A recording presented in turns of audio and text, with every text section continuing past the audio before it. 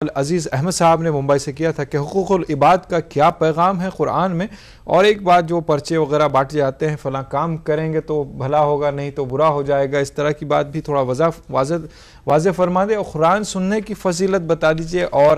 بھائی چارے کا کیا پیغام ہے۔ بسم اللہ الرحمن الرحیم۔ اللہ تبارک و تعالیٰ نے قرآن مجید میں حقوق العباد کی تفصیل جس آیت مبارکہ میں بیان فرمائی ہے وہ سورہ نساء کی آیت شریفہ ہے، وَاعْبُدُوا اللَّهَ وَلَا تُشْرِكُوا بِهِ شَيْئًا وَبِالْوَالِدَيْنِ إِحْسَانًا وَبِذِي الْقُرْبَى وَالْيَتَامَى وَالْمَسَاكِينِ وَالْجَارِ ذِي الْقُرْبَى وَالْجَارِ الْجُنُبِ وَالصَّاحِبِ بِالْجَنبِ وَابْنِ السَّبِيلِ وَمَا مَلَكَتْ أَيْمَانُكُمْ إِنَّ اللَّهَ لَا يُحِبُّ مَنْ كَانَ مُخْتَالًا فَخُورًا۔ اس کے علاوہ آیات میں بھی حقوق العباد کی تفصیلات جزوی طور پر آئی ہے، لیکن یہاں تفصیل مذکور ہے۔ اللہ نے حقوق العباد کا عنوان شروع کیا تو پہلے اپنی عبادت کے ذریعے سے شروع کیا، وَاعْبُدُوا اللَّهَ وَلَا تُشْرِكُوا بِهِ شَيْئًا، تم اللہ کی عبادت کرو اور اس کے ساتھ کسی کو شریک نہ ٹھہراؤ۔ پھر فرمایا وَبِالْوَالِدَيْنِ إِحْسَانًا، حقوق العباد میں مقدم کیا تو ماں باپ کو مقدم کیا، فرمایا کہ تم اپنے ماں باپ کے ساتھ اچھا سلوک کیا کرو۔ پھر اس کے بعد ان کی نسبت سے جو رشتہ داریاں بنتی ہیں ان کا تذکرہ کیا، والد کے حوالے سے والدہ کے حوالے سے جتنے رشتے ناطے بنتے ہیں ان کے ساتھ تم اچھا سلوک کرو، ان کے ساتھ عمدگی کے ساتھ پیش آؤ۔ پھر فرمایا غریبوں کا خیال رکھو، مسکینوں کا خیال رکھو، یتیموں کے ساتھ اچھا سلوک کرو۔ پھر اس کے بعد فرمایا وَالْجَارِ ذِي الْقُرْبَى، اپنے پڑوسیوں کا خیال رکھو جو تم سے قرابت کا رشتہ بھی رکھتے ہیں اور پڑوس میں بھی رہا کرتے ہیں۔ وَالْجَارِ الْجُنُبِ، اور ان پڑوسیوں کا بھی خیال رکھو جو رشتہ داری تو تمہاری نہیں رکھتے ہیں لیکن ہے تمہارے پڑوسی، قریب کے نہیں دور کے بھی ہے، تو بہرحال بالکل تمہارے گھر سے لگے ہوئے جو گھر ہے ان کا بھی خیال کرنا، وہ بھی تمہارے پڑوسی ہے، قریب کے پڑوسی ہے۔ ان کے علاوہ جو ادھر اور آگے پیچھے جو گھر ہے یقیناً وہ تمہارے پڑوسی ہیں، گو کہ اتنے قریب کے نہیں مگر ان کا بھی تم خیال کرنا۔ دیکھیے قرآن کریم کیسے پاکیزہ اصول عطا فرما رہا ہے۔ اس کے بعد فرماتا ہے وَالصَّاحِبِ بِالْجَنبِ، تمہارے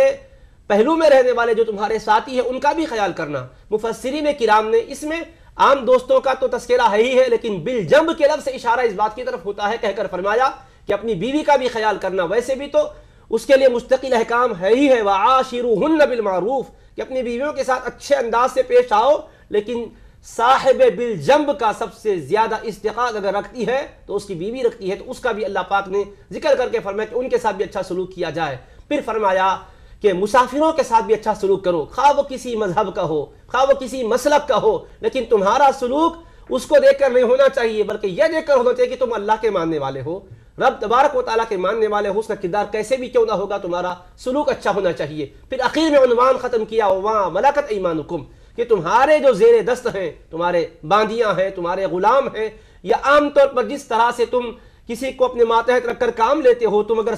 بہت بڑے پوسٹ پر عہدے پر ہو تو تمہارے ہاتھ کے نیچے کام کرنے والے، ان کا بھی خیال کرنا۔ ان کے ساتھ اللہ تبارک و تعالیٰ نے لفظ احسان ذکر کیا کہ اچھا سلوک کرنا، اور اللہ تبارک و تعالیٰ محشر کے میدان میں باز پرس بھی کرے گا۔ چنانچہ فرمایا وَاتَّقُوا اللَّهَ الَّذِي تَسَاءَلُونَ بِهِ وَالْأَرْحَامَ، اللہ سے ڈرو جس کا حوالہ دے کر تم ایک دوسرے سے حقوق مانگا کرتے ہو، رشتہ داریاں جس کی بنیاد پر قائم کرتے ہو، ان کا خیال رکھنا۔ تو اللہ تبارک و تعالیٰ نے کلام مقدس کی اس آیت شریفہ میں بندوں کے حقوق کے پاکیزہ طور طریق کیا ہونی چاہیے، کیسا خوشگوار ان کے ساتھ ہمارا سلوک ہونا چاہیے، اس کے لیے ہدایات دیا، اور عمومی صیغے میں فرمایا وَقُولُوا لِلنَّاسِ حُسْنًا، تمام انسانیت کے لیے تمہارا جو طریقہ کار ہونا چاہیے، تمہاری جو گفتار ہونی چاہیے بالکل پاکیزہ ہو، حسین ہو، خوشگوار ہو۔ وَقُولُوا لِلنَّاسِ حُسْنًا، انسانیت کے لیے اچھا سلوک کرنا چاہیے، یہ فرمایا۔ اب رہا عام انسانیت کے لیے، خواہ وہ کسی بھی وقت بھی فکر کے ہو، چاہے ان کا سلوک کیسے بھی ہو، اس کے لیے فرماتا ہے لا یجرمنکم شنآن قوم علی الا تعدلوا، کسی قوم کی دشمنی، خواہ مذہبی دشمنی ہو یا کسی دنیاوی مقاصد اور مفاسد اور مفادات پر مبنی ہو، لیکن کسی کی دشمنی تمہیں بے عدلی کی طرف آمادہ کرنے نہ پائے، بے انصافی کی طرف تم کو نہ لے جائے۔ اعدلوا، عدل کیا کرو، غیروں کے ساتھ بھی عدل کرو، حتیٰ کہ جو جان کے دشمن ہیں، جنہوں نے تمہیں دین اسلام پر چلنے کے لیے رکاوٹیں کھڑا کی، بیت اللہ شریف میں جانے سے تم کو روکا، فرمایا لا یجرمنکم شنآن قوم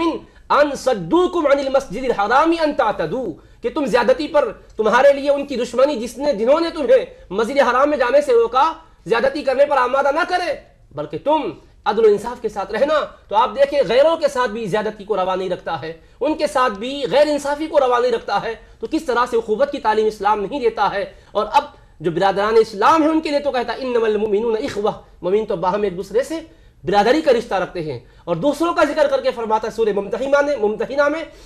لا ينهاكم الله عن الذين لم يقاتلوكم في الدين ولم يخرجوكم من دياركم ان تبروهم وتقسطوا اليهم. خلاصہ کلام یہ ہے کہ غیروں کے ساتھ تمہیں اس بات کی اللہ اجازت نہیں دیتا کہ تم زیادتی کرو، تم کو منع بھی نہیں کرتا ہے، تم احسان کرو، تم حسن سلوک کرو، اچھے انداز سے پیش آؤ. اللہ اس سے تمہیں منع نہیں فرماتا ہے، بے شک یہ کام کرنے کے جس سے عالم انسانیت میں پیغام امن و سلامتی پہنچتا ہے. جی مفتی صاحب بہت شکریہ، جزاک اللہ خیر.